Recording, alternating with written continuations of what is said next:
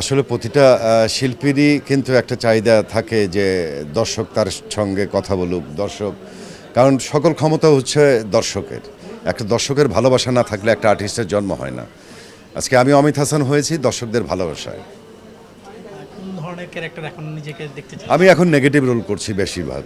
Negative positive মিলিয়েই তো ছবির গল্পের সেন্ট্রাল ক্যারেক্টারগুলো করার চেষ্টা করি আর কি। একটা প্রডিউসার যদি লক্ষ লক্ষ কোটি কোটি টাকা খরচ করে একটা বিগ বাজেটের ছবি বানায়, সেই পরিমাণ হল নাই যে ছবি টাকাগুলো রিটার্ন আনবে।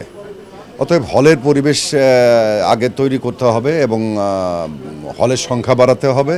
তাহলে ইনভেস্টররা আসবে, তারা ছবি বানাবে, তারা টাকা রিটার্ন পাবে, তাহলেই ছবি হবে আর কি। মালিকরা তো দেখা যাচ্ছে যে এখন হল ভেঙে দিয়ে হয়তো অন্য কিছু ম্যাক্সিমাম অনেক বড় বড় জায়গায় হল নাই, যেমন আমার টাঙ্গাইলে 5টা হল ছিল, এখন একটা হলও নাই।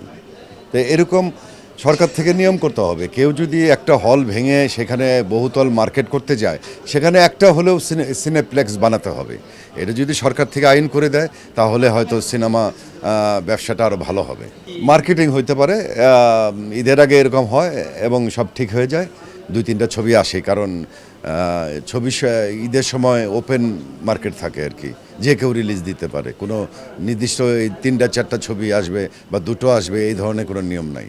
অবশ্যই সরকারি পারমিশন নিতে হবে। যদি যৌথ প্রযোজনার, আমি অনেক ছবি করেছি, আমি সাকিব অনেক যৌথ প্রযোজনার ছবি করেছি। আসলে 2 দেশের মন্ত্রণালয়ের পারমিশন লাগে। যেটা যৌথ প্রযোজনার যে নিয়ম কানুনগুলো আছে, এগুলা নিয়ম পালন করেই যৌথ প্রযোজনার ছবি করতে হয়। কাজ হচ্ছে, আমার প্রায় 6-7টা ছবি রানিং আছে।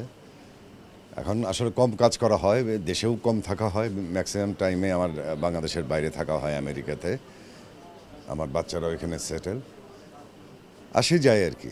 আমার জ্যোতি জ্যোতি ছবিতে, তারপর শাসন, স্ত্রী হত্যা, এই ছবিগুলো দিয়ে, তো শেষ ঠিকানা, ভুলো না আমায়, তুমি শুধু তুমি, এই ছবিগুলো আমার টার্নিং পয়েন্ট।